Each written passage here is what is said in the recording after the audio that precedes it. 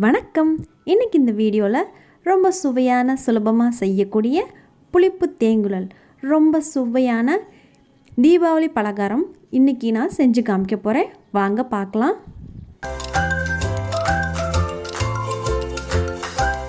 முதல்ல இந்த புளிப்பு தேங்குழல் செய்கிறதுக்கு தேவையான பொருட்கள் என்னென்னு வாங்க பார்க்கலாம். முதல்ல 500 ml அளவுக்கு புளிப்பு தயிர் எடுத்திருக்கேன். அடுத்து 1/2 கிலோ அளவுக்கு அரிசி மாவு எடுத்திருக்கேன். அடுத்து 50 கிராம் அளவுக்கு வெண்ணெய். நம்ம காரத்துக்கு பச்சை மிளகாய், நான் 8 பச்சை மிளகாய் எடுத்திருக்கேன். புளிப்பு பத்தலைனா நம்ம எலுமிச்சப்பழம் சாறு பிழிஞ்சிக்கணும். அதனால் எலுமிச்சப்பழம் 1 எடுத்து வச்சுக்கோங்க. அடுத்து நம்ம மிக்சியில் அரைக்க போகிறத பார்க்கலாம். பச்சை மிளகாயோட 1/2 டீஸ்பூன் அளவுக்கு பெருங்காயத்தூள் சேர்த்துக்கோங்க. அதே மிக்சி ஜார்லையே நம்ம தேவையான அளவுக்கு உப்பும் சேர்த்துக்கலாம். நான் 2 டீஸ்பூன் அளவுக்கு உப்பு சேர்த்துக்கிறேன். 2 டீஸ்பூன் உப்பு சேர்த்ததுக்கப்புறம் மிக்சியில் இதை நல்லா நைஸாக அரைச்சிக்கணும்.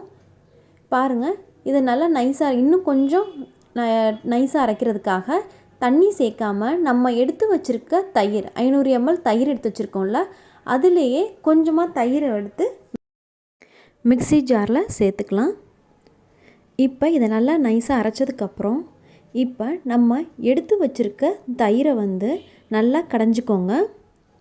கடைஞ்சி நல்லா ரெடியாக எடுத்து வச்சுக்கோங்க. இப்போ மாவு பிசைகிற அந்த பாத்திரத்தில் நம்ம இந்த கடைஞ்சி வச்சுருக்க தயிரை இப்போ சேர்த்துக்கலாம். இப்போ தயிர் சேர்த்ததுக்கப்புறம் நம்ம மிக்சியில் நல்லா நைஸாக அரைச்சி எடுத்து வச்சுருக்கோம்ல அந்த பச்சை மிளகா பேஸ்ட்டு, அதை இதில் சேர்த்துக்கலாம். இப்போ இது ரெண்டையும் சேர்த்து நல்லா மிக்ஸ் பண்ணிக்கோங்க. இந்த புளிப்பு தேங்குழலுக்கு இது மாதிரி பச்சை மிளகாவை சேர்த்து செஞ்சு பாருங்கள், ரொம்ப சுவையாக இருக்கும். இப்போ இது ரெண்டையும் சேர்த்து நல்லா மிக்ஸ் பண்ணிக்கோங்க. நல்லா ஈவனாக அந்த பச்சை மிளகா, பெருங்காயத்தூள், உப்பு சேர்த்து நம்ம அரைச்சி வச்சுருக்கோம்ல, அது நல்லா ஈவனாக அந்த பேஸ்ட் நம்ம கடைஞ்சி வச்சுருக்க தயிரில் நல்லா மிக்ஸ் ஆகிற மாதிரி நல்லா மிக்ஸ் பண்ணிக்கோங்க.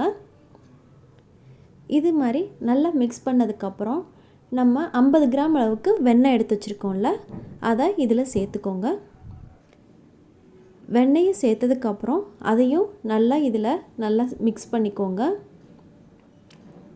கண்டினியூஸாக நல்லா மிக்ஸ் பண்ணிங்கன்னா கண்டிப்பாக வெண்ணெய் நல்லா அதில் மிக்ஸ் ஆகும். இது மாதிரி நல்லா மிக்ஸ் பண்ணதுக்கப்புறம் அரிசி மாவு எடுத்து வச்சுக்கோங்க. அரிசி மாவை நல்லா ஒரு கரண்டியாக சேர்த்துக்கோங்க.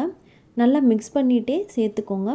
அதோட பதம் பார்த்து அதுக்கேற்ற மாதிரி அரிசி மாவை சேர்த்துக்கோங்க. ஃபுல்லாக அரிசி மாவை சேர்த்துறாதீங்க. ஒரு கரண்டியாக சேர்த்து நல்லா மிக்ஸ் பண்ணிகிட்டே வாங்க. பொறுமையாக மாவை மிக்ஸ் பண்ணிக்கோங்க. இது மாதிரி நல்லா ஈவனாக நல்லா மிக்ஸ் பண்ணிகிட்டே இருங்க.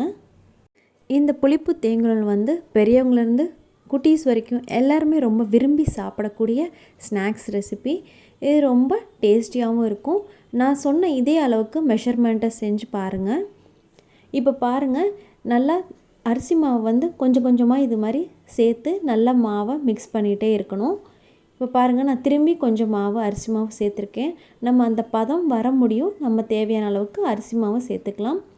நம்ம எடுத்து வச்சுருக்க அரிசி மாவு எல்லாத்தையுமே ஒரேடியாக சேர்க்காதீங்க. கொஞ்சம் கொஞ்சமாக பொறுமையாக சேர்த்து நல்லா மிக்ஸ் பண்ணிக்கோங்க. மாவு நல்லா பிசைஞ்சதுக்கப்புறம் கடைசியாக புளிப்பு இருக்கான்னு பாருங்கள். இந்த புளிப்பு தேங்குழலுக்கு அந்த லைட்டாக புளிப்பு இருந்தால் தான் முறுக்கு நல்லா டேஸ்ட்டாக இருக்கும். இப்போ எனக்கு கொஞ்சம் புளிப்பு கம்மியாக இருந்த மாதிரி இருந்தனால நான் எலுமிச்சை சாறை இதில் சேர்த்துருக்கேன்.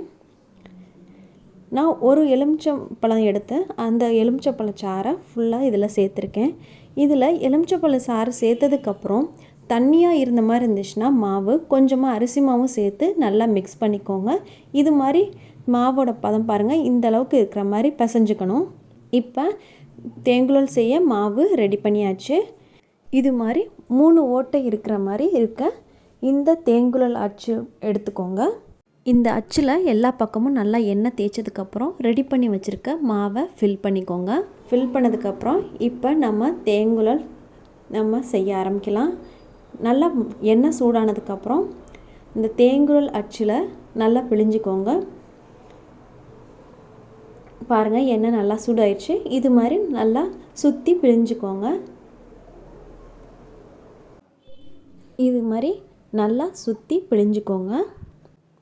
இப்போ இது மாதிரி கொஞ்சமாக அந்த நுரை வந்து தணிஞ்சதுக்கப்புறம் இது மாதிரி திருப்பி போட்டுக்கோங்க. இந்த நுரை வந்து நல்லா தணிகிற முடியும். 2 பக்கமும் பொறுமையாக மாற்றி மாற்றி திருப்பி போட்டு நல்லா வேக வச்சுக்கணும்.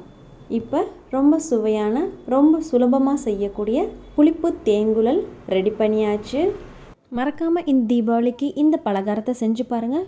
கண்டிப்பாக உங்களுக்கும் பிடிக்கும். பிடிச்சிருந்தால் லைக் பண்ணுங்கள். மறக்காமல் உங்கள் ஃப்ரெண்ட்ஸ்க்கு ஷேர் பண்ணுங்கள். இது முடியும். நம்ம சேனலை சப்ஸ்கிரைப் பண்ணாதவங்களாக இருந்தால் மறக்காமல் சப்ஸ்கிரைப் பண்ணுங்கள். நம்ம சேனலில் இருக்க மற்றொரு தீபாவளி ரெசிபியான புளிப்பு சீடையோட வீடியோ லிங்க்கையும் நான் டிஸ்கிரிப்ஷன் பாக்ஸில் ஷேர் பண்ணுறேன். ட்ரை பண்ணி பார்த்துட்டு உங்கள் கமெண்ட்ஸை போஸ்ட் பண்ணுங்கள். வீடியோ பார்த்ததுக்கு ரொம்ப நன்றி.